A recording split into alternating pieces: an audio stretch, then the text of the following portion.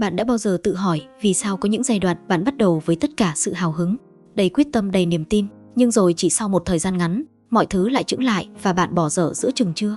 Bạn từng đặt mục tiêu đầu năm, từng tự hứa với chính mình rằng lần này nhất định sẽ thay đổi, sẽ sống tốt hơn, kỷ luật hơn, giàu có hơn, hạnh phúc hơn, nhưng rồi chỉ vài tuần trôi qua, nhịp sống cũ lại quay về, không phải vì bạn kém cỏi, không phải vì bạn thiếu ước mơ, mà bởi vì có một sự thật âm ỉ trong đời sống hiện nay mà rất ít người dám nhìn thẳng. Đó là chúng ta đang sống quá nhiều bằng cảm xúc nhất thời, trong khi thành công thực sự lại được xây dựng từ những hành động nhỏ lặp đi lặp lại mỗi ngày. Jim Rohn là thầy của những người thầy vĩ đại, từng nói một câu rất ngắn nhưng đủ sức làm thức tỉnh cả một đời người rằng động lực là thứ giúp bạn bắt đầu, còn thói quen mới là thứ giữ cho bạn đi tới. Và nếu hôm nay bạn đang mệt mỏi, đang loay hoay, đang cảm thấy mình như đang dậm chân tại chỗ, thì bài nói chuyện này không phải để khiến bạn phấn khích thêm vài phút rồi đâu lại vào đó, mà để giúp bạn thức tỉnh, nhìn rõ lý do vì sao mình chưa đi được xa, và quan trọng hơn, chỉ ra cho bạn con đường để tiếp tục tiến lên, ngay cả khi động lực không còn ở bên bạn nữa. Con người hiện đại không thiếu thông tin hay cơ hội, mà thiếu khả năng duy trì hành động khi động lực không còn. Chúng ta đang sống trong thời đại của tốc độ, của mạng xã hội, của những cú hích cảm xúc ngắn hạn, nơi mà chỉ cần vài phút lướt điện thoại, bạn có thể thấy hàng chục câu nói truyền cảm hứng, hàng trăm tấm gương thành công và hàng nghìn lời khuyên phát triển bản thân. Nhưng nghịch lý nằm ở chỗ, càng xem nhiều, con người lại càng khó hành động bền bỉ. Bởi vì não bộ của chúng ta đã quen với việc được kích thích nhanh, quen với cảm giác được tiếp năng lượng tức thì, nhưng lại không được rèn luyện để chịu đựng sự lặp lại nhàm chán của những việc nhỏ cần làm mỗi ngày. Động lực khiến bạn cảm thấy mình đang tiến lên, dù thực tế bạn chưa đi được bao xa. Nó tạo ra ảo giác chuyển động. Và khi động lực biến mất, rất nhiều người rơi vào trạng thái trống rỗng, hoang mang, tự trách bản thân, rồi lại tiếp tục tìm kiếm một liều động lực mới. Đây chính là vòng lặp khiến hàng triệu người mãi đứng ở vạch xuất phát trong hành trình phát triển bản thân. Động lực có thể khởi động bạn, nhưng không thể gánh vác cả hành trình dài của thành công. Động lực giống như tiếng trống mở màn trước một cuộc đua. Nó làm tim bạn đập nhanh hơn, làm bạn đứng dậy, làm bạn tin rằng lần này mình sẽ khác. Nhưng tiếng trống không chạy thay cho bạn. Rất nhiều người nhầm lẫn giữa việc cảm thấy sẵn sàng và việc thực sự sẵn sàng. Họ chờ đủ động lực mới hành động, trong khi người thành công hành động để tạo ra động lực. Jim Rohn từng nhấn mạnh rằng cảm xúc là người đầy tớ tồi, nhưng lại là ông chủ rất nguy hiểm. Nếu bạn để cảm xúc dẫn dắt cuộc đời, thì mỗi lần mệt mỏi, mỗi lần chán nản, bạn sẽ tự cho mình quyền dừng lại. Và khi bạn cho phép mình dừng lại đủ nhiều lần, nó sẽ trở thành thói quen. Thành công không đến từ những ngày bạn tràn đầy năng lượng, mà đến từ những ngày bạn vẫn làm việc dù chẳng có cảm xúc nào ủng hộ. Đó là ranh giới giữa người mơ mộng và người xây dựng cuộc đời thật sự. Thói quen là hệ thống vô hình âm thầm quyết định bạn sẽ trở thành ai trong năm 10 hay 20 năm tới.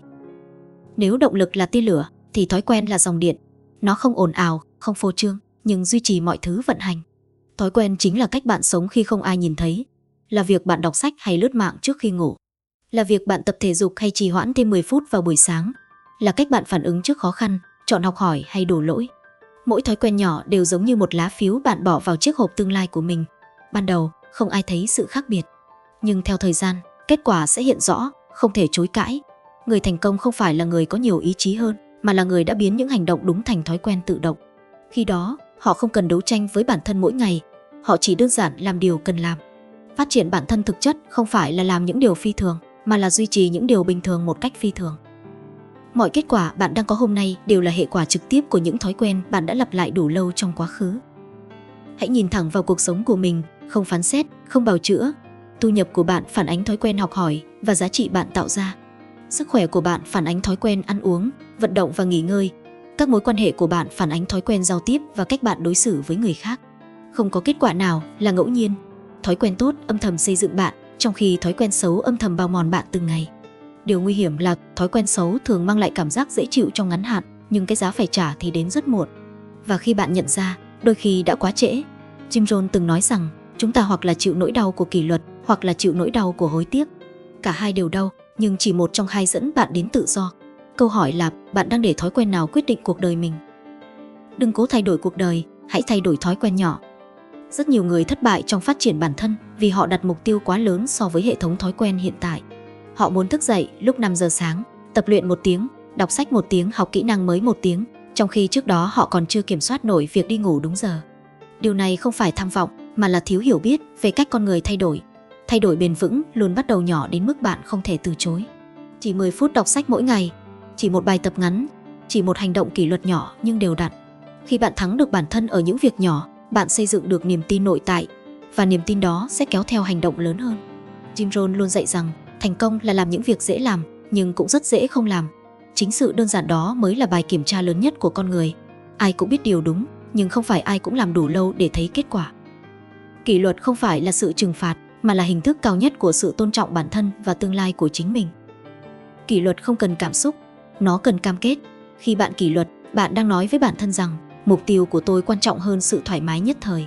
Mỗi lần bạn giữ lời hứa với chính mình, bạn nâng cao tiêu chuẩn sống của bản thân. Ngược lại, mỗi lần bạn phá vỡ lời hứa, bạn đang dạy não bộ rằng lời nói của bạn không đáng tin. Theo thời gian, sự tự tin sẽ không đến từ những lời khẳng định tích cực, mà đến từ lịch sử hành động của bạn. Người kỷ luật không cần động viên bản thân mỗi ngày. Họ đã xây dựng được hệ thống sống, và hệ thống đó bảo vệ họ trong những lúc yếu đuối. Jim Rohn tin rằng chúng ta không thể thuê người khác sống kỷ luật thay mình. Không ai có thể tập luyện giúp bạn. Không ai có thể học hỏi giúp bạn. Đó là trách nhiệm cá nhân, và chính trách nhiệm đó tạo nên sự khác biệt giữa số đông và số ít. Hãy xây thói quen khi cuộc sống chưa ép bạn phải thay đổi. Cuộc sống luôn gửi tín hiệu cảnh báo rất sớm, nhưng phần lớn chúng ta phớt lờ. Sức khỏe suy giảm từng chút, kỹ năng lỗi thời từng ngày, cơ hội trôi qua trong im lặng, và rồi một biến cố xảy ra, buộc bạn phải thay đổi trong hoảng loạn. Xây thói quen khi chưa bị ép buộc chính là đầu tư thông minh nhất cho tương lai. Khi bạn học hỏi trước khi cần, rèn luyện trước khi bệnh, kỷ luật trước khi khủng hoảng, bạn đang tạo cho mình lợi thế cực lớn. Jim Rohn gọi đó là sự chuẩn bị thầm lặng. Không ai vỗ tay cho bạn khi bạn chuẩn bị, nhưng cuộc đời sẽ trả công rất hậu khi thử thách đến. Thành công hiếm khi là phép màu, nó là kết quả của sự chuẩn bị lâu dài mà người khác không thấy. Khi cảm xúc cạn kiệt, chính thói quen sẽ kéo bạn đi tiếp trên con đường bạn đã chọn. Sẽ có những giai đoạn bạn không còn tin vào điều mình đang làm. Sẽ có lúc bạn cảm thấy mọi nỗ lực đều vô nghĩa.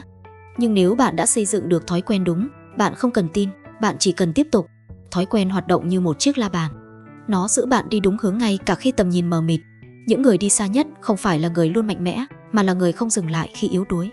Và đến một ngày, khi bạn nhìn lại, bạn sẽ nhận ra rằng chính những ngày bình thường, những hành động nhỏ, những thói quen lặp lại đã tạo nên một cuộc đời phi thường. Động lực giúp bạn bắt đầu, nhưng thói quen mới giữ bạn đi tới. Nếu bạn muốn thay đổi cuộc đời, đừng tìm thêm cảm hứng, hãy xây thêm kỷ luật. Cuộc sống của bạn trong tương lai đang được quyết định bởi những việc bạn làm hôm nay, dù rất nhỏ.